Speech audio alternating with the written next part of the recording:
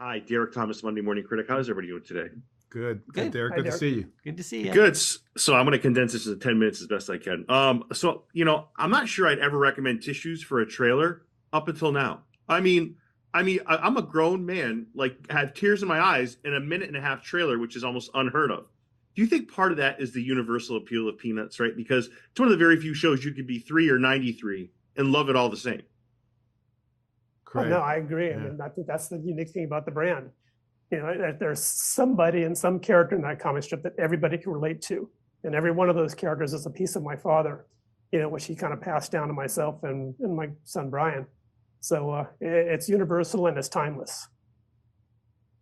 Gentlemen, did you want to add to that, or do you think you summed it up? I mean, for me, what I also love is that we kind of embrace the flaws of the characters. And so when people watch these, like kids and adults, they can connect. I mean, when I was a little kid, I didn't think there was anything wrong with Charlie Brown. He just seemed like a normal kid to me, Right. because he just is so authentic. Yeah, that trailer shows in a brief moment the struggle of obtaining and holding on to a delicate friendship. And I think that's what I burst out in tears too. So I get it. And I've been involved with this thing for 2 years. So it works because it's so authentic. Yeah, and one of the things I like that I feel like, because I have a 3-year-old and I have a 9-month-old, so I'm introducing them to animation. And the one thing I feel like Disney has dropped the ball a little bit on lately is the messaging. It's not about storytelling anymore. But I get a uniquely great feeling about this, that it's going to be about the story. And then within the story, because for those listening who are not familiar, this is about Franklin, who in 1973 was segregated from the Thanksgiving Day. I'm sure there was no intention. It wasn't intentional, but I think this is a way to rectify that situation. The three of you, what did you really want to get right about this? I get the obvious. I get that. But what did you personally want to get right about this? Because I feel like this is going to hit home with a lot of people, not to sound repetitive, but like, what was important to you about this project? Well, for me, it was the message of the film was really about finding a home. Franklin has been on the road because his dad was in the military. He's been from place to place to place. He's never got a chance to unpack his suitcase. And of all the places he ends up is in this weird neighborhood with the crazy dog, the kid with the blanket, and the kid that sits in the pumpkin patch. And somehow he fits in and finds out that this becomes his home. And I think that's an important message for us, that we all find a place where we can call home. And you're home when you're surrounded by friends. Yeah. Right? Yeah. That trailer hit me harder than it should have. Guys, I'm sorry if I interrupted what you were going to say.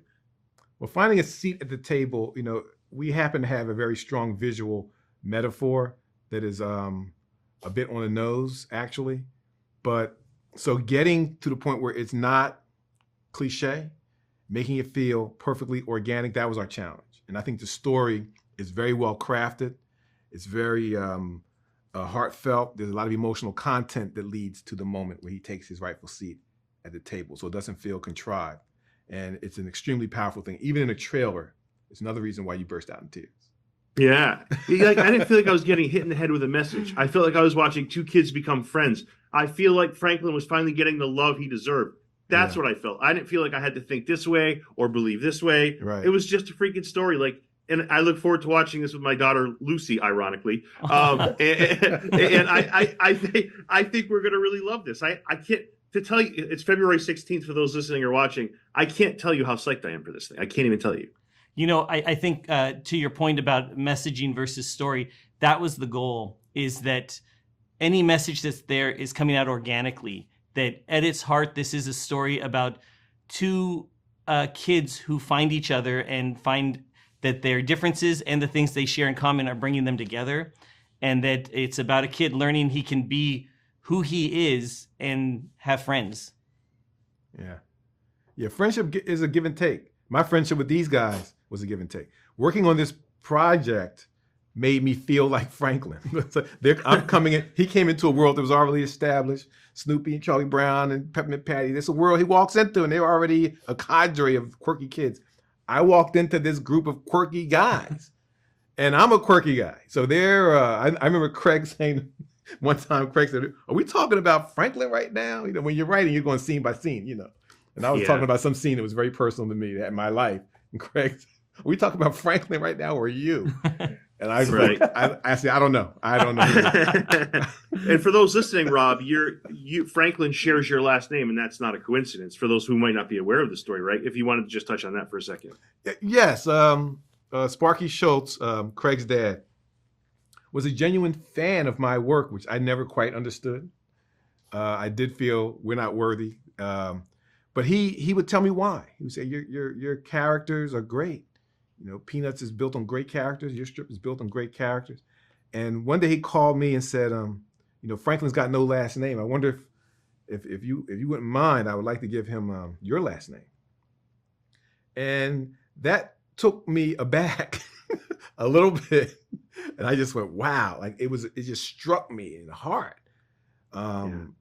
Sparky Schulz didn't throw kindness around recklessly. And didn't waste words. Right. He wasn't trying to be nice to me by doing that. Right. It was not some kind of a warm gesture. It was a sea change. It was a moment this character took on his real humanity, and Sparky wanted him to resonate with truth of his real friend. He wanted some kind, and this opportunity now is literally an extension of that moment to me. This is the chance to build on a legacy that I didn't create, Franklin. And he has my last name, and that's about it. But this gave me us a chance to put flesh on him so that people understand he feels like you feel. We don't want to be outsiders. We don't want to be outliers. And that's what this moment meant for me and for us.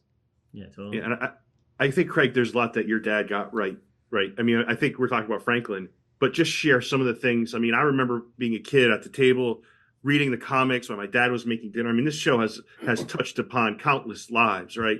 So let's talk about all the things your dad got right with this. I mean, my God, he fulfilled so many lives in this.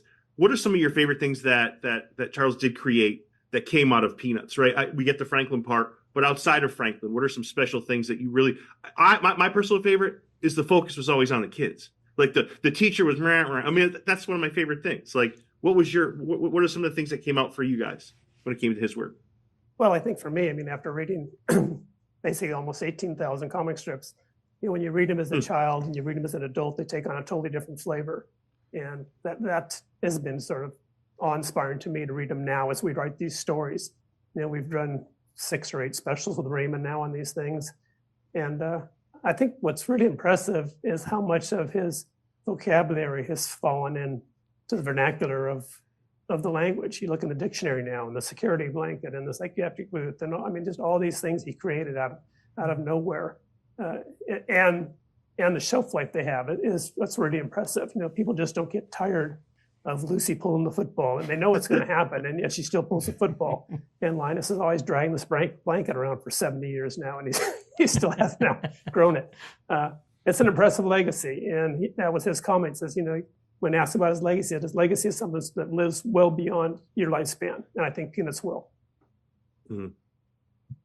You know, my last thing I'll say is, you know, on a much lighter note, I think that if we reapproach Peanuts, I think we have to look at Pigpen's life a little bit. Maybe an episode of Hoarders or something. Like, my favorite, by the way, of all time is Pigpen, because that was me. I mean, that was me growing up. That's me now. I have a love for Pigpen, but I also have a love for your work, and I'm so excited for the 16th.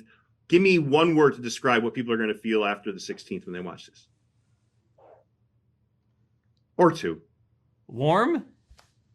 Nice. People are going to think this is a masterpiece.